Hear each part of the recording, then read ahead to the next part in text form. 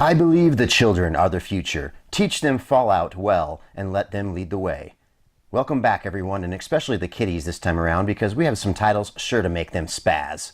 It's story time, kids, and you won't be sorry you stood still long enough to watch our lineup of stellar titles. Parents, leave the room, because this is for their eyes only. Respect the youth. Enjoy. Whippersnappers and rapscallions alike, we bring to you our 14th wave of PS4 goodies. This is for you, the kids out there who game like there is no tomorrow. This first title is called Bubsy the Woolly Strike Back. It is rated E for everyone, of course, and is by Accolade. As you can see, it's presented fairly nice for a Bubsy title. This has some mild cartoon violence, and if we open it up on the inside, we get to see that there's an art card that shows the different zones there from the game. Cool presentation, however, not as cool of a game, but I'll get into that right now and tell you a little bit about it. One way to gain new fans of an all-but-forgotten poster mascot nearly 25 years later is to release a revamped rendition on a console with some popularity. This is what developers must have been smoking when they decided to reinitiate the series with a blatant Star Wars-themed ripoff. With the 14 stages of forgettable platforming, you may find the kiddos sneaking a drink of Grandpa's cough syrup rather than glued to their set. Although better graphics and a slight increase in character control are good upgrades, they are not sufficient to strike back like the famed Empire. Final synopsis, 4 out of 10. Next, we don't have the first, we don't have the middle, we have the last Tinker, City of Colors, and as you can see, it is pretty well presented with the colors on the cover there. It is by one of my favorite developers, Sodesco, the Dutch developer. Very good company for making games, and it is rated E10+, as you can see there at the bottom. Has a pretty nice presentation on the back, as you can see, with some cartoon violence and use of tobacco. Yeah, we're toking it up in this one. So as we open it up, that's what we get. This is a brand new copy, so you don't get an insert or anything, just the disc and the artwork on the outside. Let's get right into the last Tinker. With the traditional colors of component video cables, we have 3 districts of red, blue, and green. In combat, you'll also have the choice to use one of these 3 fighting style colors, with red dealing damage, blue freezing your enemies, and green sending them running in terror. A fair use of parkour will be used to traverse certain spots, and without the option to jump, it is a welcomed addition. It's a great sit down and collect style game if you like seeking out hidden treasure or just exploration. Tinker with this one for a tantalizing experience. Final synopsis, 7 out of 10. Kiddos and guardians of the galaxy of children, we bring to you Marvel Super Heroes 2. This is one of the newer LEGO installments by Warner Brothers Games and TT. That's right, they weren't out of business yet.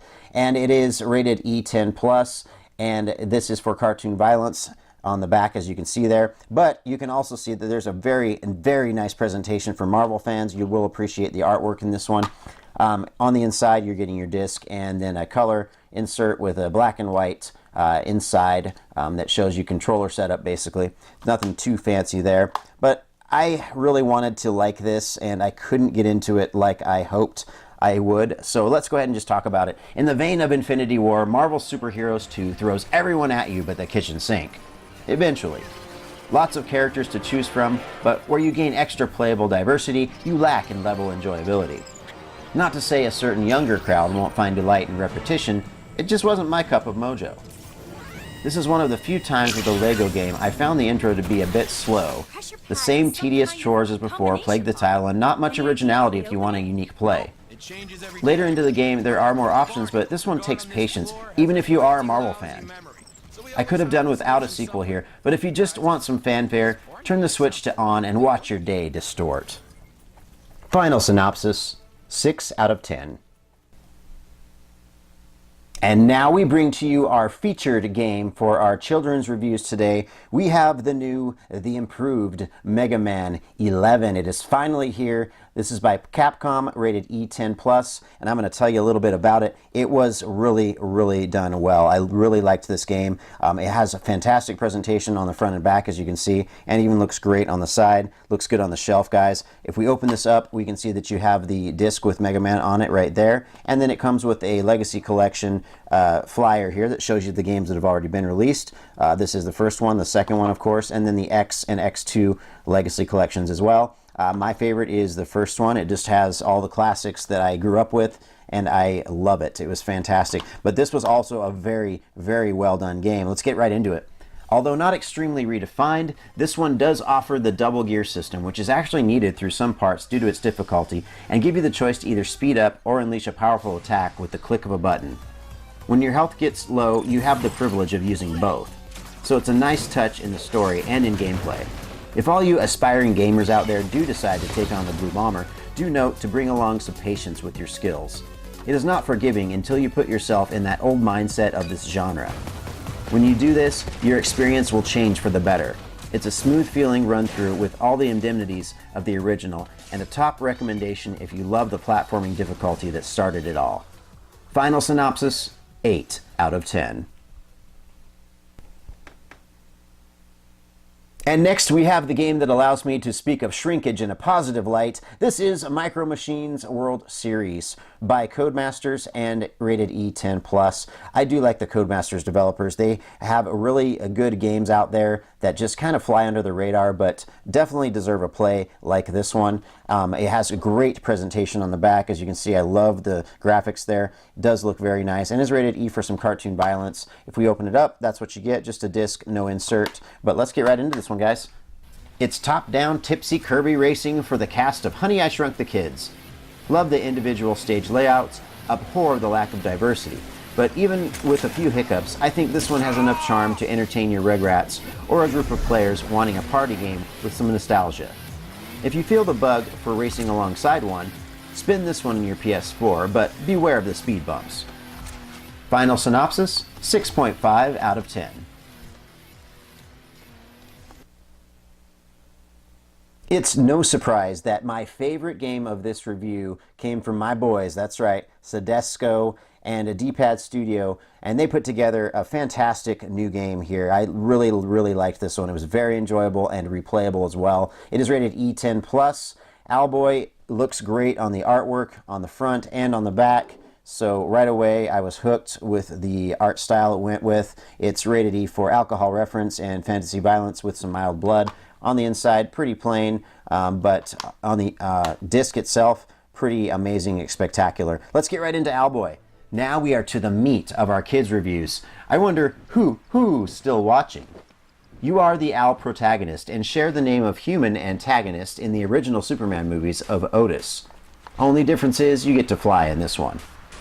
Its well-crafted level designs and 10-hour story playthrough elevate this title to bird of prey status. It's a beautifully pixelated journey with unique stages and excellent boss encounters. Yes, Sedesco has done it again, and I felt privileged to be a part of it. Dig your talons into this one and soar above your standard platformers. Final synopsis, 8.5 out of 10. Not far behind on the WoW scale, we bring to you Overcooked Part 2 by Team 17 and Ghost Town Games. This one is rated E for everyone. There are no reasons for it there, but as you can see, it looks very nice on the front and the back. If we open it on up, we get the disc only, but the game is a riot. It's a lot of fun to play, especially with friends. You almost have to play it with friends to progress to some of the higher levels, but it's definitely worth a play, and we'll talk about it now. From the moment I saw this Fallout homage to the anticipated sequel of the only game I could justifiably play without flack from the wife, I was thrilled to see this follow-up, and it served up just what the significant other and I ordered. More gourmet co-op and tricky time trials. Lots of moving parts made Overcooked 2 a technical marvel in the kitchen. The new throw option takes some practice to perfect, but becomes necessary to whip up that perfect recipe and stage progression. It's anything but a cooking simulator, but its agenda is masterfully prepared for the couch co-op enthusiasts. I say get your meat hooks into both of these titles and get ready for high anxiety with a side of curse words. Final synopsis, 8 out of 10. You can always tell when a game has gained a ton of popularity and been very profitable for the developers when they make cases like this one. Let's just get into this right now. This is Sonic Mania Plus, rated E for everyone by Sega, of course. And as you can see, the case is very cool on the front and on the back. It's got that gold sheen and the vortex-looking cover. Very cool, guys. If we take it on out, what we get is the game case here with an art book, actually.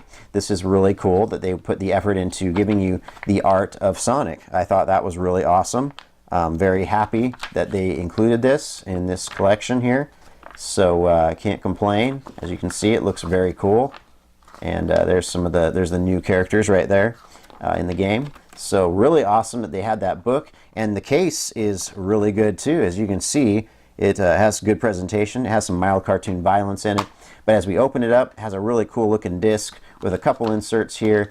And what I thought was really cool is you can flip this sucker around to mimic the old Sega Genesis covers from Sonic. It doesn't mimic exactly what it looked like exactly, but it does give you that nostalgic feel. I thought that was really cool that they decided to add that with this collection here. But let's get right into Sonic Mania Plus. With minimal upgrades but sufficient nostalgia, we get the Plus version, including Mighty the Armadillo and Ray the Squirrel as extra endowed characters during gameplay. Also Encore mode that includes different colors and time frames in the familiar Sonic settings. To be brutally honest, I didn't get much of anything that I didn't already ooh and ah about in the Sega version, but it's still nice to return for a rerun.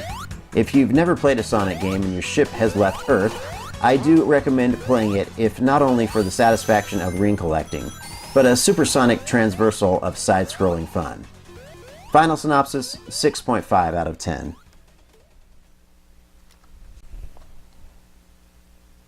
Next, we have the game that holds two meanings in the title. This is either Tearaway or Tear Away because you stop crying when you play it. I kind of like the second one better. Kind of held more true to how I felt as I played this one. This is by the creators of Little Big Planet, and this is the Crafted Edition, only on PlayStation, rated E for everyone, for some mild cartoon violence. And as you can see on the back there, has a very nice presentation. I like the fact that it has a little right there. It kind of sounds, kind of gets me going. I kind of like that. This is the inside. As you can see, there's a code on the other side of this that I will not show you because I'm frankly upset that I don't have more subscribers. So until I get more, I can't show you those codes, guys. Sorry. Let's get right into this one, huh? Ever want to take up paper mache? You still have time, but why not abandon those frivolous real-world endeavors and get your head into something pre-produced yet user-friendly? I would argue there's just as much creativity and then some within the Tearaway world. The detail of your simulated world on the PS4 is impressive and much improved over the Vita. There are so many options and camera work that proves to be interesting through every level. If you adore Little Big Planet's gameplay, you should find solace within the pages of constructive synchrony. But watch out for paper cuts. Final synopsis, 7.5 out of 10. Our last game of this review, we come to another Sodesco title. This is Toki Tori 2 Plus, and as you can see, is ripped down there on the right next to the E rating it has. Don't judge. You know, I got this for like $8, I think, so I got a good deal on it despite the condition. It is rated E for some mild cartoon violence there at the bottom, and has an awesome presentation, very Nintendo-like, I think. On the inside, you just kind of get the same type of thing that bleeds into the disc there.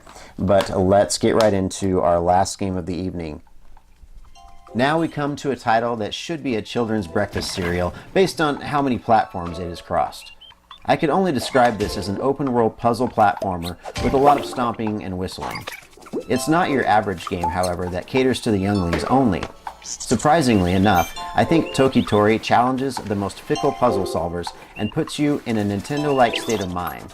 Along with that sentiment comes all the frustration that you remember from the NES, but still holds merit as a solid title. The final synopsis, 6.5 out of 10.